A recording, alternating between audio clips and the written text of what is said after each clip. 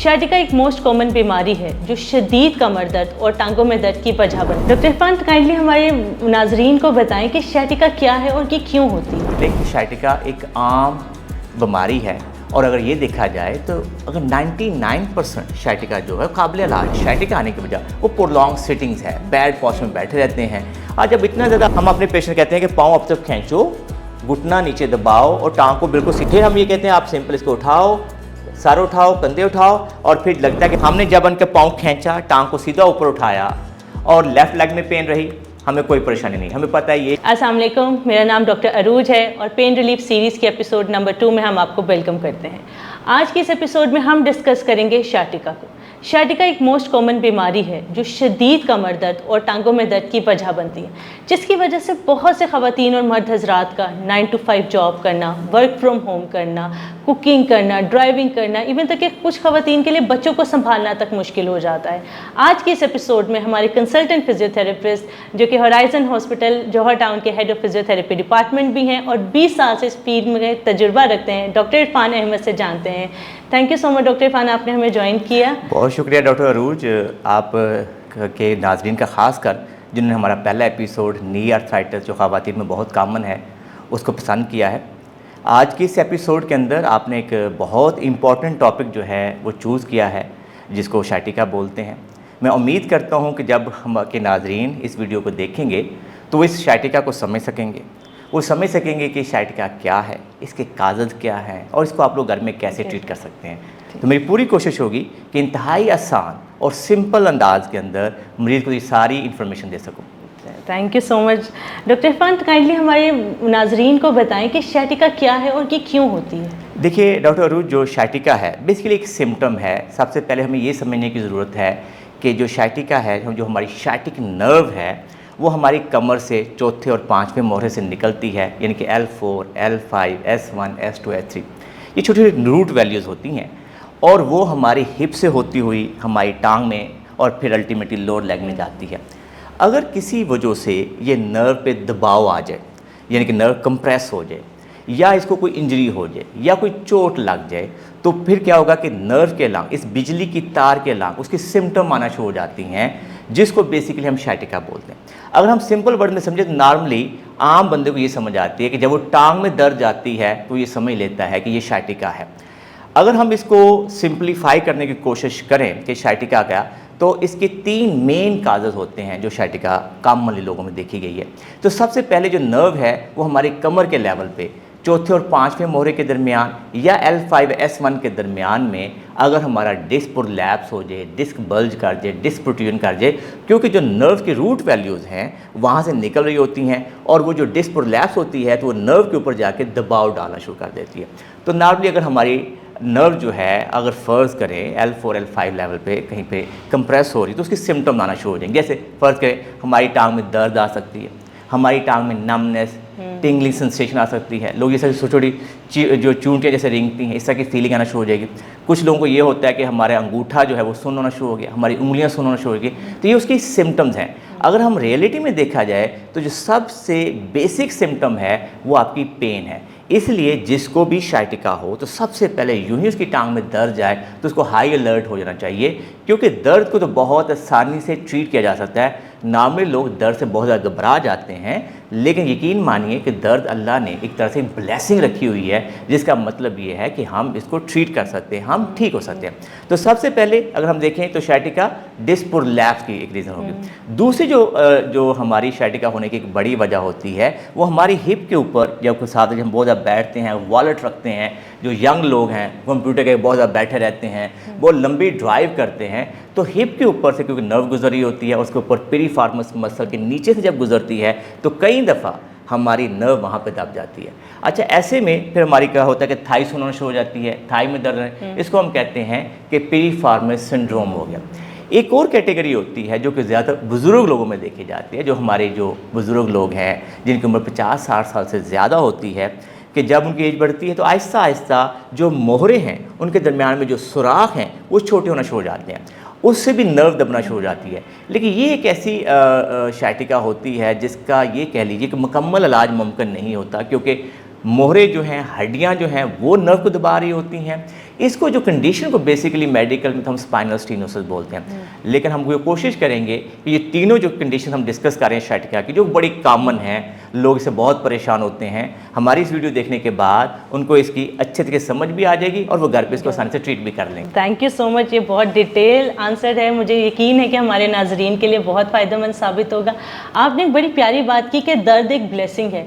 तो काइंडली दर्द आज की यंग जनरेशन में बहुत देखा जा रहा है और इसमें स्पेशली मेल्स में इसकी रेशियो बहुत ज़्यादा है, तो इसकी क्या वजह है? आप बिल्कुल सही कह रही हैं। अगर आप इसको एलेबोरेट करें तो दुनिया की 80% पॉपुलेशन ज़िंदगी में कभी ना कभी कमर दर्द के साथ होती है। अच्छा, यहाँ से जो साइन है वो बड़ा मज़े का है।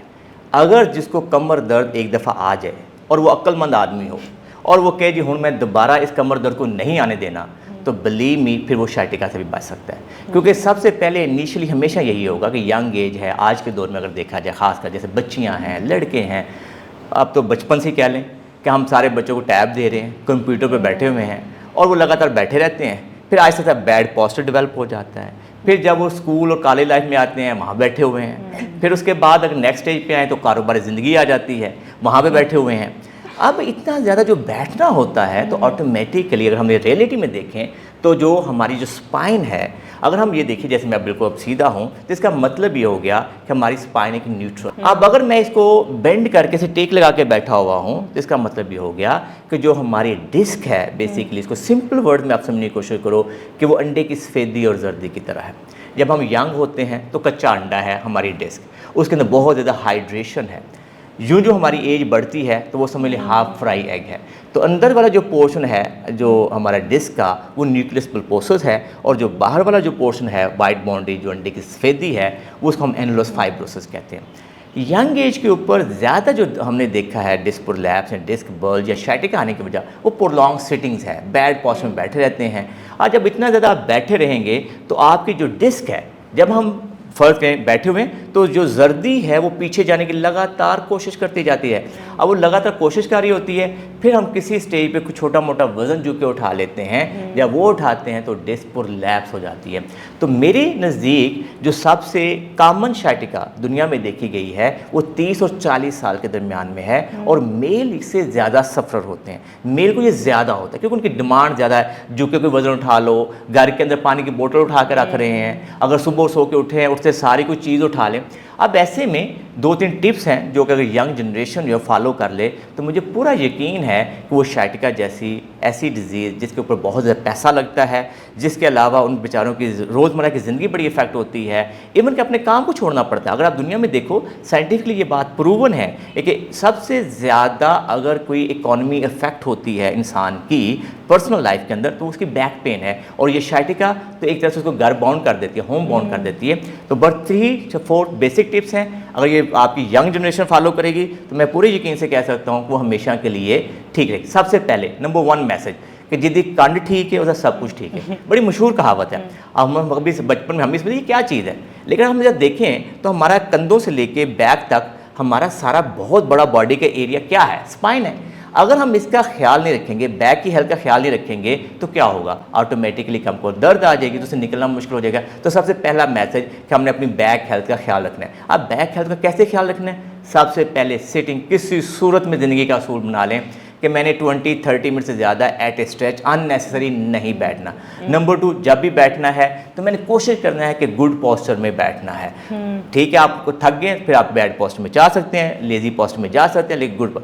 नंबर 3 टिप, जब भी आप कोशिश करें सुबह सो के उठते हैं तो फ़ौरन कोई हैवी चीज़ ना उठा लें। जैसे फ़र के सुबह उठे हैं, उठते सारे अपने पानी की बोतल उठाने लगे, साथ ही कमर में चुक पड़ गई, साथ शाइटिका होगी, साथ कमर दर्द होगी, तो उससे बचने की कोशिश करें। सेकंड, कोशिश करें जब आप ड्राइव करते हैं तो ड्राइव के अंदर असूल बना लें कि आपने 20 मिनट 30 मिनट की ड्राइव कर ली, 45, उसके बाद निकल के 5 मिनट की वॉक कर लें। उससे क्या फ़ायदा होगा कि आपकी स्पाइन न्यूट्रल हो जाएगी और आपकी जो डिस्क के ऊपर प्रेशर हो रहा था वो न्यूट्रलाइज आप कर देंगे। फिर लास्ट जो टिप है कि जो लोग लंबी ड्राइव करते हैं, लंबी ट्रैवल करते हैं, उनके लिए टिप है कि जब भी आप फॉर के 2 घंटे 3 घंटे की ड्राइव करके गए हैं तो गाड़ी की डिक्की में से फ़ौरन सामान बाहर ना निकालें, क्योंकि उसमें हमें झुकना पड़ता है, हमारी जो डिस्क है वो काफ़ी वीक पोजीशन पे खड़ी होती है, तो वहाँ से हमें फिर फिर डर ये होता है कि डिस्क प्रोलैप्स, डिस्क प्रोट्रूजन होगी। तो ये 4-5 बेसिक टिप्स है, आपकी यंग जनरेशन अगर ये फॉलो करेगी तो हमेशा के लिए उनकी बैक फिट रह सकती है। इसी तरह जिम करने वालों में भी बहुत ज़्यादा कॉमन sciatica के सिम्टम्स देखे जाते हैं। ये यंग जनरेशन क्या ऐसी जिम में गलती करती है जिसकी वजह से इनकी sciatica बहुत जल्दी आ जाती है इनमें? मेरा ज़ाती ख्याल है कि उसमें जो जिम वाली एक्टिविटीज़ हैं, अगर रियलिटी में देखा जाए, नो डाउट कि मेरा ख्याल है कि हर एक को जिम करना चाहिए, इसमें कोई दो आरा नहीं है। लेकिन जिम में अगर हम देखें तो ज़्यादातर चीज़ें क्या हैं, वेट ट्रेनिंग है, वेट लिफ्टिंग है। और जिम के अंदर हमें अगर हम गलत टेक्निक के साथ कोई वेट उठाएं और या हाई रिस्क की एक्सरसाइजेज करें तो वहाँ पे डिस्क प्रोलैप्स या डिस्क प्रोट्रूजन होने के चांसेस ज़्यादा है। जैसे मेरे पास यूजुअली जो क्लाइंट आते हैं वो कहते हैं सुबह उठा था, मैं जिम गया था, तो वहाँ से मैंने जब वज़न उठाया तो मेरी कमर में दर्द हुई और मेरी टांग में दर्द आना शुरू हो गया, जिसको हम sciatica बोल रहे हैं। तो ये देखिए सबसे पहले कि एक टेक्निक को फॉलो करें कि हमें कोई भी चीज़ जब करते हैं तो पहले सेफ्टी मेजर्स लेते हैं। तो जो लोग जिम करने वाले हैं सबसे पहले तो जिम को पूरा समझें कि जिम एक फिटनेस प्रोग्राम है, लेकिन side by side high risky है। हाई रिस्की में 3-4 एक्सरसाइजेज मैं हमेशा अपने क्लाइंट से कहता हूँ कि झुक के जो वज़न उठाना होता है जिम के अंदर बड़ा केयरफुल रहें। सबसे ज़्यादा जो डेड लिफ्ट करते हैं लोग, नीचे झुक के वज़न उठाते हैं, is wonderful exercise for back strengthening, लेकिन साइड बाय साइड दुनिया की सबसे रिस्की एक्सरसाइज भी है। उसके अंदर अक्सर देखा गया है कि लोगों को डिस्क प्रोलैप्स होता है। अगर यूट्यूब चैनल पे भी जाएं तो लोग देखते हैं कि वो बड़ा हैवी सा वेट उठाने लगता है, साथ ही बेचारे की कमर लुढ़क जाती है। तो ये ध्यान रखिए कि जो जिम है उसके अंदर हमने सबसे पहले सेफ्टी मेजर्स को लेना है। प्रॉपर वार्म अप करें, रूटीन से सीखें, सही टेक्निक सीखें, जिस मसल की एक्सरसाइज कर रहे हैं उस मसल को फोकस करें। जो बैक एक्सरसाइजेज हैं उसके बारे में साइंटिफिक रूल है कि 1 से 2 घंटा कम से कम सुबह उठ के वॉक शॉक होनी चाहिए, बॉडी वार्म अप होनी चाहिए, तब आप लो बैक की स्ट्रेंथ एक्सरसाइज करेंगे। तो अगर छोटे छोटे टिप्स को फॉलो करेंगे तो जो लोग जिम करते हैं वो दे एंजॉय अ लॉट, वो अपनी फिटनेस को नेक्स्ट लेवल पे लेके जा सकते हैं और अपनी डेड लिफ्ट क्या हर चीज़ कर सकते हैं, लेकिन हमेशा ग्रेजुअल प्रोग्रेशन पे जाएं। मैं उम्मीद करता हूँ कि जो आपके व्यूअर्स इस वीडियो को देख रहे हैं वो जिम से घबराएंगे नहीं, डरेंगे नहीं कि भाई जिम जाने से डिस्क प्रोलैप्स हो जाता है, जिम जाने से sciatica हो जाती है। ऐसा नहीं है। बात यह है कि हमें सही समझेंगे तो इवन की sciatica की एक बड़ी रीज़न तो देखो, गाड़ी में जो लंबी ट्रैवल करते हैं उनमें भी हो जाती है। तो इसका मतलब ये कि वो मकसद ट्रैवल करना नहीं है, उसका रिस्क नहीं है, मकसद ये कि गलत टेक्निक से करने का। सर अगर इसी से बहुत प्यारी एक बात तो आती है कि अब मतलब सारी स्टोरी तो लाइफस्टाइल की है, तो आपने अगर अपना लाइफस्टाइल मैनेज करोगे आपकी दर्द ठीक है, नहीं करोगे तो ख़राब हो जाएगा। तो काइंडली हमारे व्यूवर्स को बताएं जिनको sciatica डायग्नोस हो चुकी है तो वो अपना लाइफस्टाइल कैसे मैनेज करें, लाइक सोते वक्त किस पोस्चर में सोएं, मैट्रेस कैसा इस्तेमाल करें, कितने देर उठें बैठें कि उनकी ये दर्द रहे भी और उनको ज़िंदगी भी चलती रहे। क्यों डॉक्टर साहबा क्यों चाहते हैं दर्द रहे? हमारा मकसद तो लोगों के दर्द ख़त्म करना है। हमारा मकसद ये है कि ऐसे सिंपल टिप्स हैं कि सबसे पहले कि sciatica एक आम बीमारी है और अगर ये देखा जाए तो अगर 99% sciatica जो है काबिल इलाज है। लोग अक्सर ये घबरा जाते हैं कि मेरी डिस्क प्रोलैप्स होगी हूँ तो मैं कभी ठीक नहीं हो सकता। कई दफ़ा हमारे डॉक्टर्स हजरात भी पेशेंट को डराने वाली बातें कर देते हैं कि जी थोड़ी MRI तो डिस्क प्रोलैप्स हो गया, तुम हूँ जरा एहतियात करो। एहतियात का दामन ऑब्वियसली हमारा बनता है, लेकिन हमारा मकसद क्या है कि गोल ओरिएंटेड रिहेबिलिटेशन हो। हमें अपने टारगेट सेट करने होने होते हैं कि जब हम ठीक हो रहे हैं कि 4 से 6 हफ्तों में हम इतना ठीक हो जाएं, 6 हफ्तों से लेकर 3 माह में इतना ठीक हो जाए। मैं कई दफ़ा अपने मरीज़ों को समझाने के लिए बात करता हूँ, देखो यार कि जो रग्बी खेलते हैं, जो लोग हार्स राइडिंग करते हैं, जो लोग अमेरिकन फुटबॉल खेलते हैं, कभी आपने देखा है कि वो लोगों की, हमने ये देखा है कि फ्रैक्चर हो जाते हैं वर्टिब्रास, हड्डियाँ टूट जाती हैं और फिर दोबारा से घोड़े पे चढ़े होते हैं। तो हमारा क्या मसला हो गया यार, आपने सिर्फ थोड़ा वजन उठा लिया, डिस्क बल्ज हो गया, डिस्क प्रोट्रूजन, मैं वापस नहीं आना, सारी ज़िंदगी कमर दर्द के साथ रहना, काम छोड़ देते हैं करना। ये कोई साइंस इसके पीछे नहीं है। हमें सबसे पहले ये कॉन्फिडेंस लाना है कि हर चीज़ का इलाज होता है, लेकिन इलाज का एक पैटर्न है। अगर हम उस इलाज को सही तरीके से फॉलो करेंगे तो खैर फिर से हम 100% ठीक हो जाते हैं। अच्छा, आप जानते हैं जो लाइफस्टाइल है, तो सबसे पहले हमें पता होना चाहिए कि जो डिस्क है ये इसके लिए सबसे जो बुरी चीज़ है वो सिटिंग है, इसके लिए सबसे बुरी चीज़ फॉरवर्ड बेंडिंग है, इसके लिए सबसे बुरी चीज़ ट्विस्टिंग है। तो हमें 3 चीज़ें, जब भी किसी को हमें sciatica डायग्नोज हो जाए तो 3 चीज़ों के बारे में हमें पता होना चाहिए कि हमने इसका बड़ा ख्याल रखना है कि हमें जब तक हम मुकम्मल ठीक ना हो जाए हम 3 चीज़ों को अवॉइड करें। फिर इसके अलावा हमें कोशिश करनी चाहिए कि जो सिटिंग है वो किसी सूरत में भी हमारी बेअमर मजबूरी 15-20 मिनट से ज़्यादा ना हो। हम लो सोफ़ा पे ना बैठें, हम लो चेयर पे ना बैठें, हम लो कमोड पे ना बैठें। अगर हमें कफिंग हो गई है, स्नीजिंग हो रही है, क्योंकि कफिंग जब होती है तो डिस्क प्रोलैप्स वाला जो मरीज़ होता है वो बेचारा बड़ा पेन में जाता है, क्योंकि वो जो शॉक होता है जब वो पहुंचता है कफिंग का तो क्या होता है वो वाइब्रेट करती है डिस्क, और वो कहते हैं नर्व इरिटेट होती है, तो बंदा बेचारा वहीं पर बैठ जाता है। तो मैं नॉर्मली अपने लोगों को इनकरेज करता हूँ, आपको कफिंग हो रही है आप पिलो पकड़ें उसको, अपनी स्पाइन को थोड़ा सा एक्सटेंशन में ले जाएं, और उस वक्त आप कफ करेंगे तो क्या होगा कि आपको कम से कम स्ट्रेस पड़ेगा।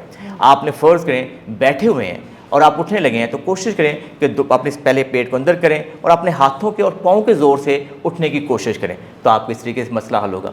अगर आप फर्क झुक के कोई चीज़ उठाना चाह रहे हैं तो कोशिश करें हिप से झुकें, और अगर नीचे से कोई चीज़ उठाना मजबूरी बन गई है तो नी को बेंड करके आप कोई चीज़ उठाएंगे। तो अगर आप, बात बड़ी सिंपल सी है डॉक्टर साहबा, कि अगर फर्क छोटा सा कट लग जाए तो क्या करते हो आप लोग, उसकी एहतियात करते हो ना, आपको लगते हो कि यार एक पट्टी है वो छेड़ना नहीं है। अगर हमारी डिस्क पे इंजरी हो गई है, छोटा मोटा टेयर आ गया है, हमारी बैक में पेन आ गई है, हम करते क्या है कि जाने अनजाने में उसको छेड़ते रहते हैं। जैसे बोल के बैठ के ज़्यादा डिस्क पीछे जाती रही, हमने झुक के कोई वजन उठा लिया फिर छेड़ दिया। तो ये जो बेसिक फैक्टर होते हैं जिससे दर्द छिड़ी रहती है, थोड़ा सा हम ठीक होता है, थोड़ी सी हीलिंग होती है, फिर दोबारा से हम इंजर्ड कर लेते हैं, उस वजह से देखा गया है कि नॉर्मली लोगों की दर्द प्रोलॉन्ग हो जाती है और वो अपने लाइफस्टाइल के अंदर वो चीज़ों को समझ नहीं पाते। तो बहुत सिंपल लाइफस्टाइल चेंजेस लानी है जिनकी मदद से आपकी शाइटिका ठीक हो सकती है। Thank you so much sir. आपने एक बड़ी प्यारी अभी बात एक की है कि एमआरआई जब आती है तो लोग बहुत ज़्यादा डर जाते हैं कि अब तो ठीक नहीं होना। तो जैसे किसी को शाटिका आती है, ऑर्थोपेडिक सर्जन हो गए, न्यूरो सर्जन हो गए, वो कहते हैं कि आप एमआरआई करा लें।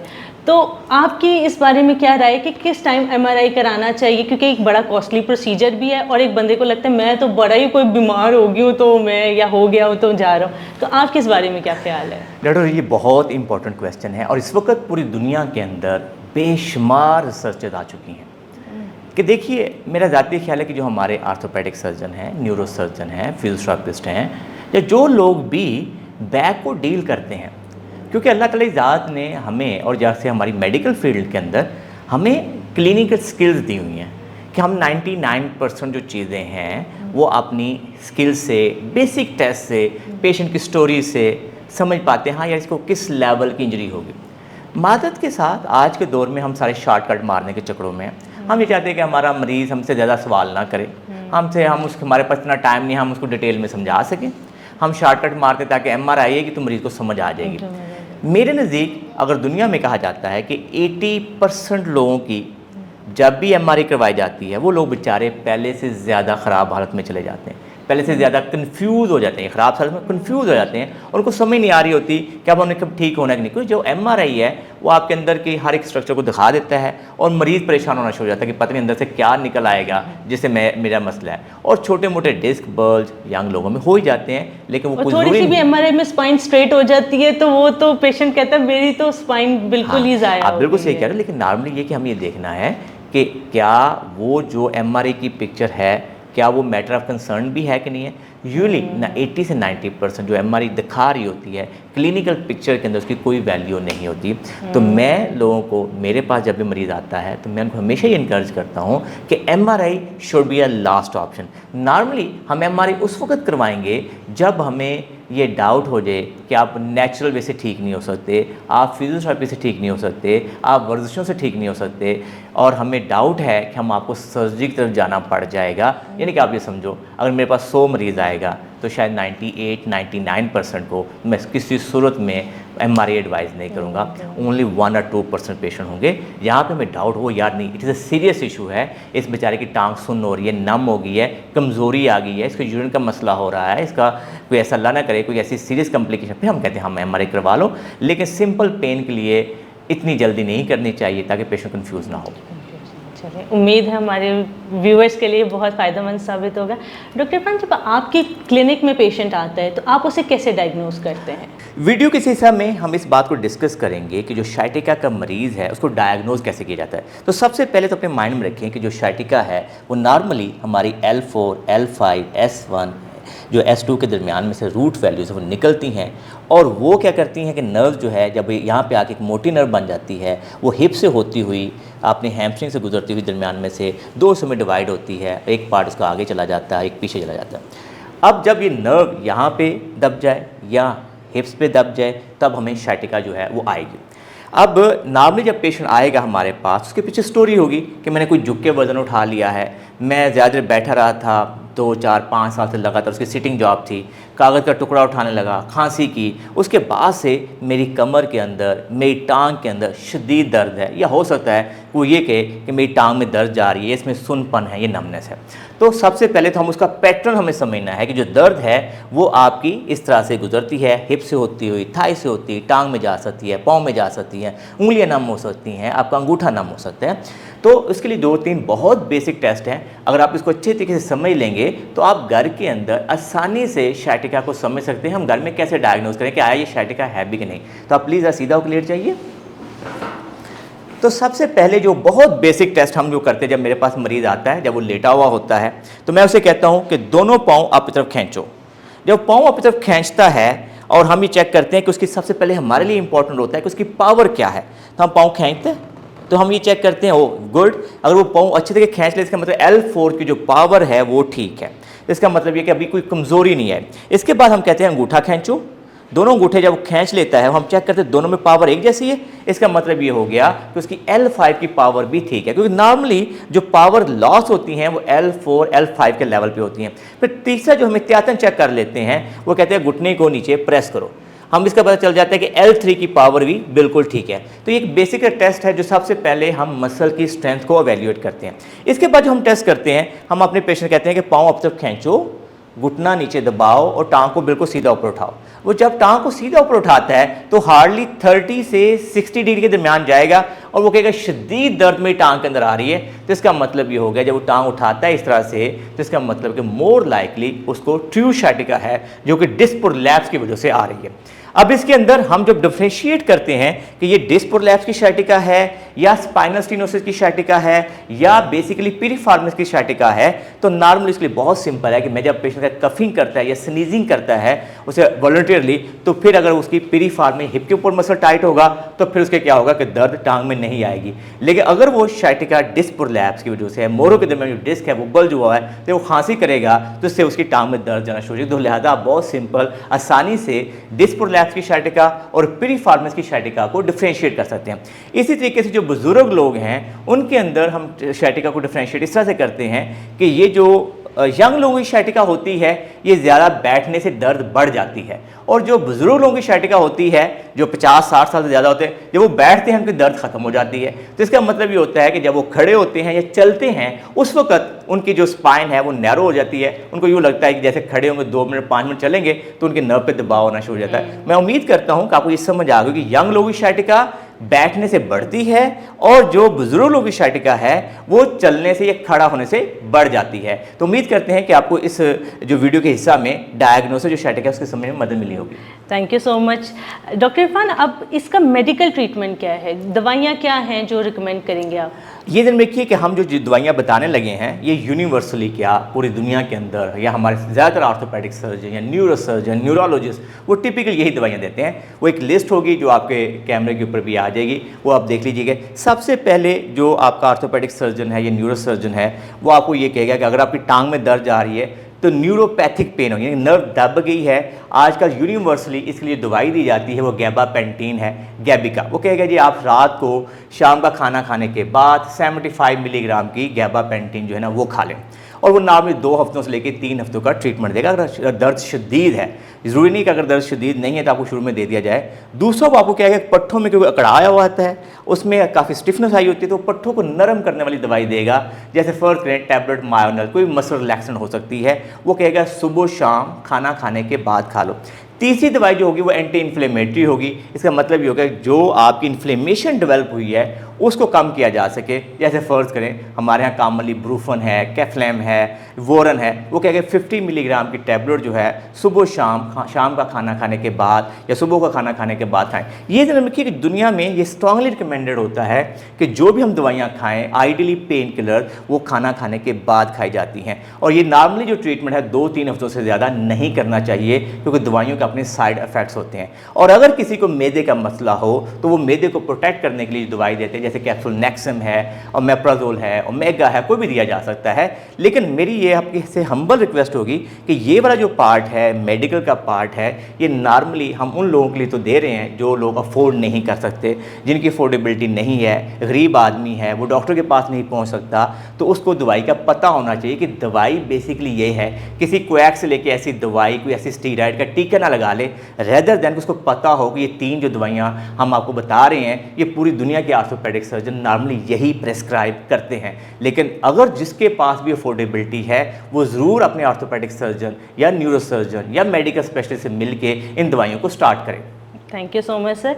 सर अगर इसके बाद मेडिकल ट्रीटमेंट तो हो गया, दवाइयाँ भी उन्होंने खा ली, तो क्या फिजियोथेरेपी कौन सी एक्सरसाइजेज हैं जो वो घर पे भी करें अभी आपकी वीडियो से, और आप अपनी क्लिनिक में भी कराते हैं कि वो सीख जाएं कि वो उससे उनके दर्द में बेहतरी आ जाए? डॉक्टर ये बहुत इंपॉर्टेंट क्वेश्चन है, ये ध्यान में रखना है क्योंकि शाइटिका जो है वो जो उसका जो ट्रीटमेंट है 99% फिजियोथेरेपी से और मेडिकल ट्रीटमेंट से है।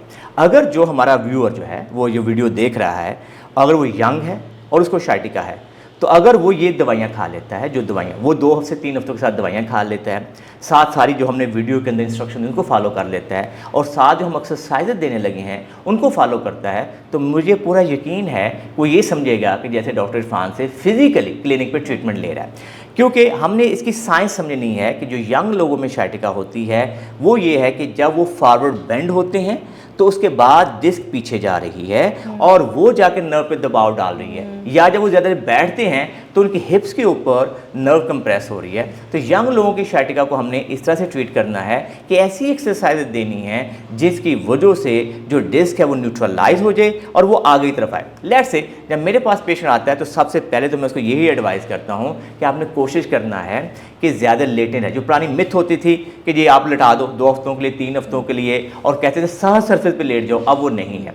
सबसे पहले ट्रीटमेंट के अंदर ये बात समझने की ज़रूरत है कि हमने ज़्यादा से ज़्यादा जो रेस्ट करनी है वो 1 से 2 दिन की होती है। अगर फॉर के बहुत शदीद दर्द भी है तो हम 1 से 2 दिन के बाद इनकरेज करते हैं कि पेशेंट को एक्टिव हो। थोड़ी सी दर्द होगी इनिशियली, लेकिन उठ के चले, क्योंकि हमें ये पता है कि अगर हम लगातार लेटे रहेंगे तो जो डिस्क है वो ज़्यादा ख़राब हो जाएगी और हमारे मसल वीक हो जाएंगे और हमारी रिकवरी स्लो हो जाएगी। तो सबसे पहले लेटने के बारे में ये एडवाइस दी जाती है ट्रीटमेंट के अंदर कि आपका जो सर्फेस है वो फर्म होना चाहिए। बहुत महंगे mattress, ortho mattress, memory mattress कोई रिकमेंडेड नहीं है। आपने ये ध्यान में रखना है कि जो मैट्रेस है वो फर्म होना चाहिए। फर्म से मुराद आप सिंपल ये कह लें, जैसे हमारा ये वाला मसल है ये फर्म है। अगर हम हार्ड की बात करें, जो माथे पे जब हाथ लगें तो हार्ड है, तो ज़मीन इज़ अ हार्ड, लिहाजा ज़मीनों पे सोने से बेहतर है कि आप अपना नया मैट्रेस बाय कर लें, जैसे मोल्टी फोम का या किसी भी कंपनी का, लेकिन नया हो, सस्ते वाला हो, वो बहुत महंगा लेने की ज़रूरत नहीं है, बट फर्म हो ताकि आपको करवट लेने में आसानी हो। सेकेंडली हम ये अपने पेशेंट को इनकरेज करते हैं कि आपने ये कोशिश करना है कि बैठना कम से कम है। जब आपको शाइटिका आ रही है, यंग लोगों की हम बात कर रहे हैं कि शाइटिका आ रही है, तो आपने बैठना कम से कम है। आप कोशिश करेंगे चल फिर के खा लें। आप घर के अंदर हैं, किचन में जाते हैं, थोड़ा खड़े होकर थोड़ा चलते फिरते खा लें, ताकि आपकी जो रिकवरी है, जो वूंड हीलिंग है, जो डिस्क प्रोलैप्स, वो बेहतर हो जाए। अब आपके सामने हम वो वाली एक्सरसाइजेज इंकरेज करते हैं जो मैं अपने पेशेंट को इंकरेज करता हूँ। सबसे पहले मैं अपने पेशेंट कहता हूँ कि हर आधे घंटे 45 मिनट के बाद 5 मिनट की वो वॉक करे। ठीक है, कोशिश करें आहिस्ता आहिस्ता आहिस्ता वॉक करे, चाहे वो बेल्ट लगा ले इनिशियल स्टेजेस के अंदर। फिर सेकंड, जब उसने जब वॉक कर ली, अब उसकी दर्द में कुछ बेहतरी आ गई है, तो फिर सिंपल खड़ा हो और आहिस्ता से अपना सर और अपने कंधों को पीछे लेके जाने की कोशिश करें। तो मकसद अगेन क्या है कि हमारी जो डिस्क है वो फ्रंट की तरफ आए और वो न्यूट्रलाइज हो, नर्व के ऊपर प्रेशर ख़त्म हो। ये आपको हम कहते हैं कि आपने सिंपल 10/2 रेपिटेशन के साथ दिन में 4 से 5 दफ़ा कर लें, जिससे उनको काफ़ी फ़ायदा होता है। इसके बाद मैं अपने पेशेंट कहता हूँ आप उल्टा लेट जाइए प्लीज़। आप सबसे पहला ये काम बिल्कुल उल्टा लेटेंगे, आराम से रिलैक्स, अपनी बॉडी बिल्कुल ढीला छोड़ दीजिए प्लीज़, रिलैक्स लेटिए। सबसे पहला काम ये करें कि आप बिल्कुल उल्टा लेट जाएं, रिलैक्स अपनी पोजीशन के अंदर। अगर आपको ये लगता है कि जब आप उल्टा लेटे हैं और आपकी जो दर्द टांग में जा रही थी, आप 1 मिनट लेटे हैं, 2 मिनट लेटे हैं, तो अब जो टांग में दर्द जा रही थी वो आहिस्ता सा क्या होगा, पहले पिंडली में थी, वो क्या होगा थाई में आएगी, फिर अल्टीमेटली वो आपकी बैक तरफ मूव कर रही होगी। इसका मतलब इज़ अ गुड साइन। इसको हम मेडिकल में कहते हैं सेंट्रलाइजेशन। हम कोई भी काम करें तो हमारी दर्द जो है वो हमारी कमर की तरफ आ रही है, तो इसका गुड साइन है कि अब वो दर्द में कमी आएगी।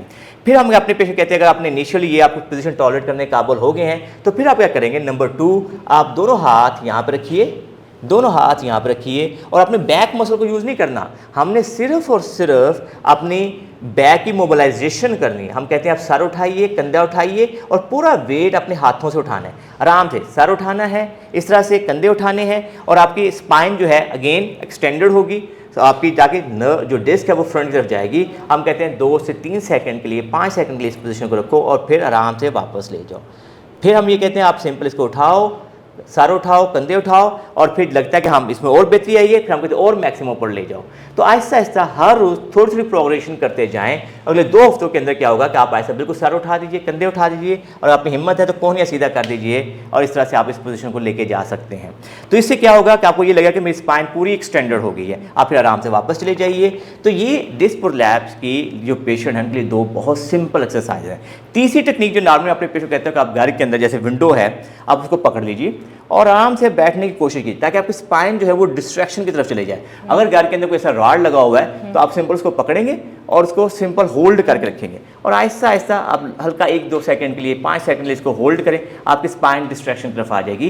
तो ये 3 एक्सरसाइजेज की मदद से नॉर्मली मेरे पेशेंट जो हैं 3 हफ्तों से लेके 6 हफ्तों के अंदर मुकम्मल तौर पे जो डिस्क प्रोलैप्स के पेशेंट होते हैं वो सेहतयाब हो जाते हैं। अब हम आपको बताते हैं यंग लोगों में जो पीरिफॉर्मस जो हिप मसल टाइट होता है उसके लिए क्या एक्सरसाइज करनी चाहिए। नंबर 1, उसको मैं सिंपल अपने पेशेंट कहता है जब आप लगता है कि आपकी जो दर्द है वो हिप से शुरू होती है और आपको ये समझ आ गई है कि जब आप ज़्यादा बैठ जाते हैं, ट्रैवल कर उसके बाद से आपकी दर्द आ रही है, तो सिंपल अपने घर वालों से कहें कि आपको इस एरिया के अंदर थोड़ा सा डीप मसाज कर दें। तो ये पीरिफॉर्मस के लिए दर्द जो है ना वो बहुत हेल्पफुल होती है, जो हिप मसल टाइट होने की वजह यंग लोगों में शाइटिका होती है। इसके बाद अपनी टांग को यूँ पकड़ें और वो थोड़ा सा आपको बाहर की तरफ सिंपली रोटेट कर दें और 5 से 6 सेकंड का होल्ड करें, 10 से 12 रेपिटेशन ये करें। तो उससे आपके पीरिफॉर्मस मसल के अंदर स्ट्रेच आता है और उसमें काफ़ी रिकवरी हो जाती है। एक और बहुत सिंपल चीज़ है, सीधा होकर लेटिए प्लीज़। यंग लोगों में जो पीरिफॉर्मस का जो स्ट्रेच है एक और एक्सरसाइज की मदद से भी हम करते हैं। हम कहते हैं टांग को बेंड कर लीजिए, इस टांग को भी बेंड कर लीजिए और ये टांग दूसरी अपने आगे रख लीजिए, यूँ रखें आगे हेरोफियस से और उसके बाद इस टांग को उठाएं, दोनों हाथ इसके नीचे डाल लीजिए प्लीज़, इसके नीचे यूँ पकड़िए और उठाइए और ऊपर से बॉडी उठा दीजिए टांग को यूँ और बेंड कर लीजिए, बेंड कर लीजिए, नहीं इसको नी को बेंड रखना है, नी को बेंड रखेंगे और ये करेंगे तो आपकी जो हिप का मसल है वो स्ट्रेच होना शुरू हो जाएगा। अगर 5 से 6 रेपिटेशन दिन में 2 से 3 दफ़ा करें तो आपकी जो हिप से पेन ओरिजिनेट हो रही थी प्रोलॉन्ग सिटिंग से, आपकी ड्राइविंग से, ये भी 2 से 3 हफ्तों के अंदर मुकम्मल तौर पे ख़त्म हो जाएगी। अब वीडियो के लास्ट पार्ट के अंदर जो हमारा फिलोसॉफी है कि एक आदमी है 60 साल का है, 70 साल का है, उसको जब शाइटिका आती है तो हमें ये टिपिकल हमें ध्यान में रखना चाहिए कि ऐसा बंदा जिसकी सिटिंग से दर्द बेहतर होती है तो हमने उसको बेंडिंग वाली एक्सरसाइज करवानी है, उसको हमने बैक एक्सटेंशन वाली एक्सरसाइज नहीं करवानी। लिहाजा हम उनको यही कहते हैं कि आप लेट से आप वॉक करते हैं, आपको 5 मिनट के बाद दर्द होती है तो आपने 2 से 2.5 मिनट की वॉक करके रेस्ट लेना ताकि आपकी दर्द छिड़े ना। फिर हम उसको इनकरेज करते हैं कि हर हफ्ते आहिस्ता से 1-2 मिनट का इजाफा करते जाएं और कोशिश करें दिन में 1 घंटा ज़रूर चलें, चाहे 2-2 मिनट करके चलें, 3-3 मिनट करके चलें ताकि आपकी फिटनेस लूज़ ना हो जाए। लेकिन टारगेट ये रखें कि हर हफ्ते के बाद 1 से 2 मिनट का इजाफा करते रहें। उनके लिए एक बहुत ही सिंपल और आसान एक्सरसाइज होती है कि सिंपली हम अपने पेशेंट कहते हैं कि टांग को पकड़ें, दोनों हाथ इसके नीचे रखें, ज़ोर से खींचें और पेट के साथ लगा दें और इसको 10 सेकंड का होल्ड करें। आप आराम से एक टांग पे 10 दफ़ा करें, दूसरी टांग पे 10 दफ़ा करें और दूसरी एक्सरसाइज के अंदर अगर आपका पेट बहुत बड़ा नहीं निकला हुआ और आराम से ये कर सकते हैं तो फिर दोनों टांगों उठाइए और आराम से खींचिए, पेट के साथ लगा दीजिए और 5 से 6 सेकंड का होल्ड कीजिए, 5 से 10 दफ़ा इसको भी करें।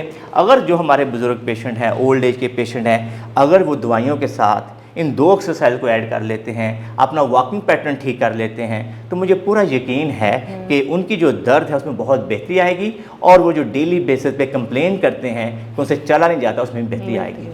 Thank you so much sir. उम्मीद है ये तमाम एक्सरसाइजेज हमारे पेशेंट्स के लिए, हमारे व्यूवर्स के लिए बहुत फ़ायदेमंद होंगी। सर एक लास्ट क्वेश्चन मैं इस पे करना चाहूँगी कि सर्जरी बहुत ज़्यादा डॉक्टर्स रिकमेंड करते हैं, अब लाइक दर्द आई है तो उसके बारे में क्या है कि सर्जरी कब करानी चाहिए या कब नहीं करानी चाहिए? डॉक्टर अरूज आप चाहती हैं कि मैं हर चीज़ बता के जाऊँ?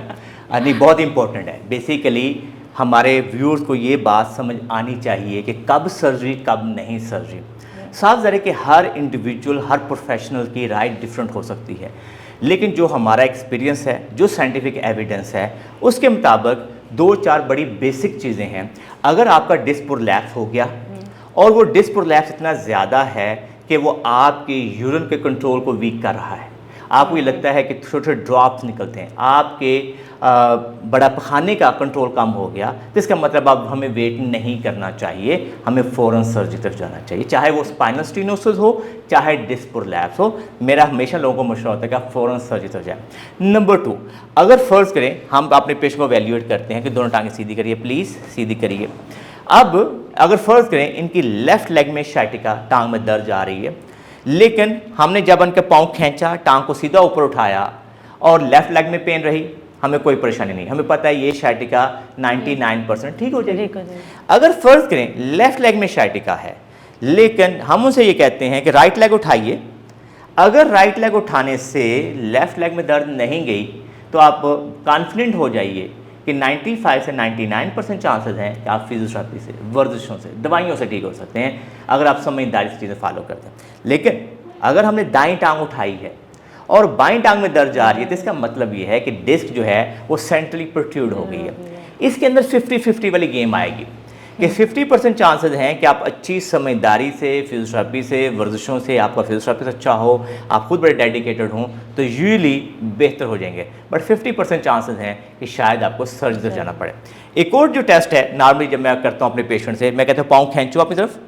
अब वो पाँव खींचता है, उसकी देखेंगे इसके दोनों पाँव की पूरी मूवमेंट आ गई, ठीक है। लेकिन अगर फ़र्ज़ करें मैं इसे कहूँ लूज छोड़िए, ये पाँव उठाएं, इनसे पाँव हिले ही ना, और या ये ऐसा करें कि जब ये पाँव चलते हैं तो ये चलते हुए पाँव से ना उठाया जाए और ये फ्लैप करें, पाँव को फ्लैप करें, यानी कि इसका मतलब पाँव नहीं उठ रहा। या इनसे मैं कहूँ एड़ियों पे चल के दिखाएं, ये एड़ियों से पे ना चल पाएँ, या मैं इनसे कोई एक टांग पे खड़े हों, ये बैलेंस ना कर पाएँ, इसका मतलब है कि अनफॉर्चुनेटली इनकी नर्व इतनी ज़्यादा दब गई है कि डिस्क ने इतना ज़्यादा दबा दिया है कि वो अब कमज़ोरी आ गई, बिजली की तार में डिम लाइट आ रही है। ऐसे में भी हमें more likely as early as surgery की तरफ जाना चाहिए। तो मैं उम्मीद करता हूं कि जो आपका पेशेंट है वो ये बात समझ लेगा कि सर्जरी कब करवानी है। अगर हमारा यूरिन का कंट्रोल, हमारा उसमें प्रॉब्लम आ रहा है, हमारी टांग में कमज़ोरी आ रही है, सिंपल लाइक वीक हो गई है, छोटी हो गई है देखने में। बिल्कुल डॉक्टर साहब ये बिल्कुल सही कह रहे हैं, वो छोटी भी कि वो कमज़ोरी से मरा दे कि आपको लगेगा अगर तो आप सर्जरी लेट कर रहे हैं, लेट से 2 महीने 3 महीने हो गए हैं,